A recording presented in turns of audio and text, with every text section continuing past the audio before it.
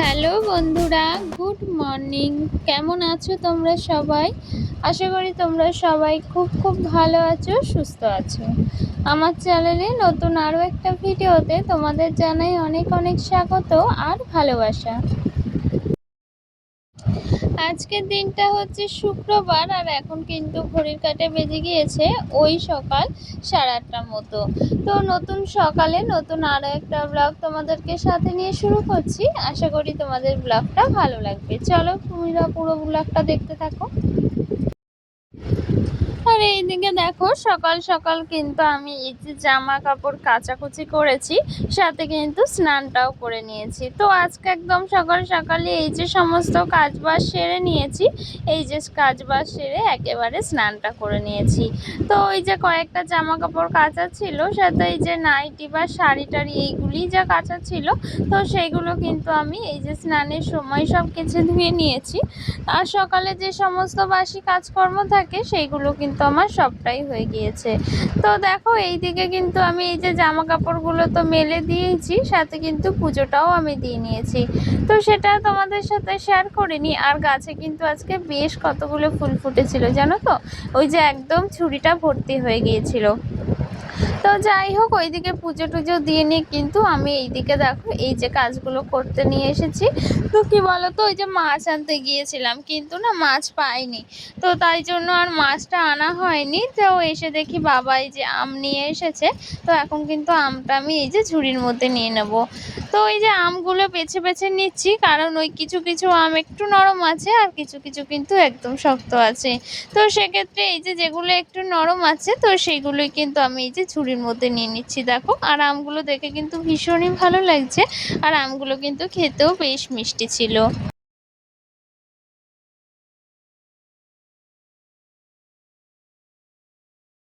আর এইদিকে ওই যে তোমাদেরকে বলেছিলাম যে মাছ আনতে গিয়েছিলাম, কিন্তু আজকে কিন্তু একদমই আমি মাছ পাইনি।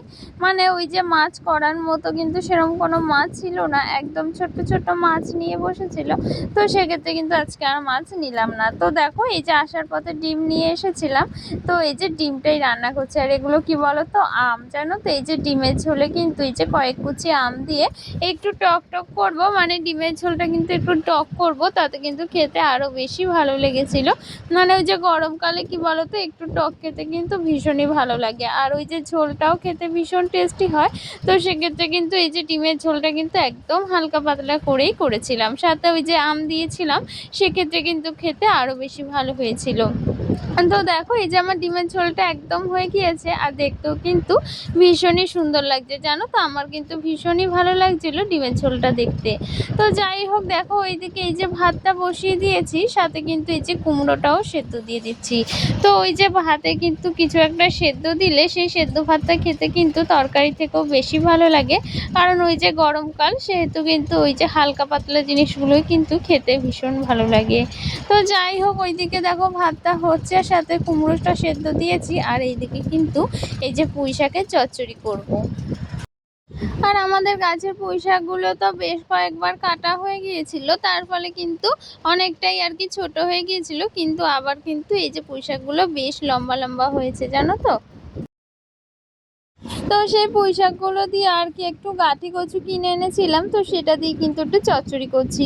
আর ওই যে বলেছিলাম চিংড়ি মাছ পাইনি, সেক্ষেত্রে কিন্তু ওই যে চিংড়ি মাছটা দেওয়া হয়নি। তো ওই যে যেটুকু আছে সেইটুকু দিয়ে আর কি তরকারিটা করছি, তবে খেতে কিন্তু ভীষণই ভালো লাগে এই যে পুঁই শাকের চচ্চড়িটা। তো যাই হোক, ওইদিকে দেখো তরকারি আমার বসানো রয়েছে, আর এদিকে কিন্তু জামা কাপড়টা তুলে নিচ্ছি, কারণ এই যে বাইরে প্রচণ্ড রোদ, সেক্ষেত্রে কিন্তু জামা কাপড়গুলো এই যে খুব তাড়াতাড়ি শুকিয়ে যায়। গরমকালে কিন্তু জামা কাপড় শুকোতে কোনো সমস্যা হয় না, খুব তাড়াতাড়ি কিন্তু জামা কাপড়গুলো শুকিয়ে যায়। তো দেখো এইদিকে ভাতটা আমার ফুটে উঠেছে, আর ওইদিকে কিন্তু আমি জামা কাপড়গুলো ভাঁজ করে নিচ্ছি। তো এইদিকে এই যে জামা কাপড়গুলো একদম সুন্দর করে গুছিয়ে নিচ্ছি, কারণ কি বলতো, ওই যে চেয়ারের ওপর যদি অনেকগুলো জামা কাপড় রেখে দিই, তাতে কিন্তু ওই যে চেয়ারটা কিন্তু আটকে থাকে, আর সাথে কিন্তু ওই জামা কাপড়গুলো ভীষণই অগোছালো হয়, আর একেবারে অনেকগুলো জমে গেলে তখন কিন্তু একদমই আর ভালো লাগে না সেগুলো গোছাতে। তো সেক্ষেত্রে ওই যে দুই একটা জামা কাপড় তুলে আনলে রোদ থেকে, তারপর কিন্তু সেই করে এই যে একদম সুন্দর করে ভাঁজ করে রাখলে তাতে কিন্তু দেখতেও খুব সুন্দর লাগে, সাথে কাজটাও কিন্তু কমে আসে। আসে। তো দেখো এদিকে আমি জামা কাপড়গুলো কিন্তু সুন্দর করে ভাঁজ করে নিয়েছি, কেমন লাগছে জানিও। আর সাথে কিন্তু এখন আরেকটা কাজ করব, কি বলো তো, যে ফ্রিজে যে একটা তোয়ালে পাতা থাকে ওপরে, সেটা কিন্তু আমি কেচে দিয়েছিলাম। ওই যে বলেছিলাম ফ্রিজটা বাইরে আনা হয়েছে, মানে রান্নাঘরে আনা হয়েছে, সেক্ষেত্রে কিন্তু ওই যে ফ্রিজটা তো একদম পরিষ্কার করা হয়েছে, ক্লিন করা হয়েছে ভেতরটা। ওই তার জন্যই কিন্তু এই যে ওপরে যে তোয়ালেটা, সেই তোয়ালেটা কিন্তু সুন্দর করে আর কি কেচে দিয়েছিলাম। তো তার জন্য কিন্তু এই যে এটা শুকিয়ে গেছে বলে পাতিয়ে দিয়েছি।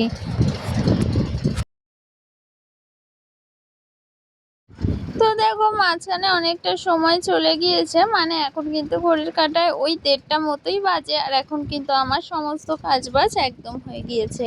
সাথে এখন ওই যে বাবাকে খেতে দেবো, সে তো স্নান করে এসেছে, তার জন্যই কিন্তু আমি এই যে ভাতটাও বেড়ে নিচ্ছি।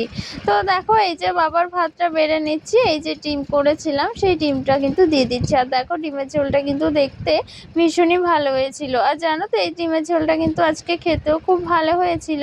তো এই যে আম দিয়েছিলাম, সেটা কিন্তু ওই জন্যই কিন্তু ঝোলটা খেতে ভীষণ ভালো লাগছিল। আর ওইদিকে ওই যে বাবার ভাতটা বেড়ে দিয়ে কিন্তু ওই গুবলুর ভাতটাও কিন্তু আমি বসিয়ে দিয়েছি। আর ও তো এসব খাবে না, ওর জন্য তো মাংসই করতে হবে। সেক্ষেত্রে কিন্তু ওর ভাতটা আমি আলাদা করে দিয়েছি। তো শুধু ওর আজকে মাংস দিয়ে ভাত করেছি, কোনো সবজি কিন্তু আজকে দিইনি। তো এইদিকে দেখো এই যে বাবার ভাতটা দিয়ে দিলাম, তো বাবা এখন খেয়ে নেবে আর কি, স্নান করা হয়ে গিয়েছে। আর সাথে দেখো এই যে রান্না বান্না করেছিলাম সেইগুলি তোমাদেরকে একটু দেখাচ্ছি। এইদিকে এই যে পুঁই শাক চচ্চড়ি তো করেছি, এই যে এরকমটা হয়েছে, খেতে কিন্তু ভীষণই ভালো লাগে। আর সাথে এই তো ডিমের ঝোল। তো এই তো আজকে দুপুরে রান্না বান্না, এটা দিয়ে কিন্তু আমাদের রাতেও হয়ে যাবে। তো দেখো এইদিকে কিন্তু একদম অনেকটা সময় চলে গিয়েছে, সাথে কিন্তু এখন একদম সন্ধে হয়ে গিয়েছে। আর দেখো এইদিকে গুবলুর সাথে কি করছে মা, ওর সাথে একটু খেলা করছে, আর ও কিন্তু ভীষণ রেগে যাচ্ছে, দেখেছো তো। তো ওইটাই করে ও আর কি, একটু লাঠি দেখলে ওরকম রেগে যায়, আর ওর সাথে কিন্তু ওরকম লাঠি নিয়ে খেলা করলে ও ভীষণ রেগে যায়। আর সাথে ওকে একটু রাগানোর চেষ্টা করি, আর সাথে কিন্তু আমরা ওরকম করি ওর সাথে। তো দেখো এইদিকে ওর সাথে খেলা হচ্ছে, আর আমি কিন্তু একটা অন্য কাজ করছিলাম। তো কি কাজ করছি সেটা অবশ্যই তোমাদের সাথে শেয়ার করব, তার আগে ওর দুষ্টুমিটা তোমরা একটু দেখে নাও। তো তোমাদের সাথে একটু ওর দুষ্টুমিগুলো শেয়ার করি। তো প্রতিদিনই ওর দুষ্টুমিগুলো একটু শেয়ার করার চেষ্টা করি তোমাদের সাথে এই ভিডিওতে, তবে সবসময় কিন্তু হয়ে ওঠে না। তবে মাঝের মধ্যে কিন্তু চেষ্টা করি ওর দুষ্টুমিগুলো শেয়ার করার। আসলে গুবলু কিন্তু একটা কারণে রেগে আছে আর কি, ও একটা জিনিস নিয়ে খেলছিল, আর সেই জিনিসটা কিন্তু ওই যে ফোনে যে হেডফোন থাকে, যেটা আর কি হয় ছোট ছোট হেডফোনগুলো, সেইগুলো কিন্তু ও মুখে নিয়ে খেলছিল। আর সেটা যদি ও মুখে নিয়ে খেলে তাতে কিন্তু ওটা খারাপ হয়ে যাবে। তো সেক্ষেত্রে মা ওর মুখ থেকে নিয়েছে, তার জন্য কিন্তু ওই যে এরকম ভীষণ রেগে গিয়েছে। তো ওর মুখ থেকে কিছু নিয়ে নিলে কিন্তু ও এরকম রেগে যায়, আর রেগে গিয়ে কিন্তু এইরকম দুষ্টুমি করে। তো যাই হোক ওইদিকে ওই যে গুবলুর রোস্টটা তো তোমাদের সাথে শেয়ার করলাম, আর এইদিকে কিন্তু আমি আরেকটা কাজ করছি। তো দেখো কালকে যেহেতু শনিবার, তো কালকে এই যে লাউটা আর কি রান্না করব নিরামিষ করে, সেক্ষেত্রে কিন্তু লাউটা আমি এই যে কেটে রাখছি। আর কি বলো তো, ওই যে কিছু সবজি যদি আগের দিন কেটে রাখা যায়, তাতে কিন্তু ওই যে সকালের কাজটা অনেকটা কমে যায়। আর ওই যে যেগুলো কাটতে আর কি একটু দেরি হয়, সেক্ষেত্রে যদি আগের দিন রাত্রিবেলা কিছুটা কাজ এগিয়ে রাখা যায়, তাতে কিন্তু সকালবেলা অনেকটা কাজের চাপ কম থাকে। আর ওই যে সকাল সকাল একদম কাজকর্মগুলো হয়ে যায়। আর কি বলো তো, যে পরিমাণে গরম পড়েছে, তাতে কিন্তু সকালবেলা একেবারেই কোনো এনার্জি পাওয়া যায় না। তো যাই হোক এইদিকে দেখো আমি আচার করছি, এই যে আমের আচার। তো সেটাই কিন্তু এই যে একদম হয়ে গিয়েছে, সাথে এই যে মশলাটা মিশিয়ে দিয়েছি। তো আচার আমি সেভাবে কোনোদিন নিজের হাতে করিনি, কারণ বিয়ের আগে ওই তো মা করতো, তো সেটাই কিন্তু খাওয়া হতো।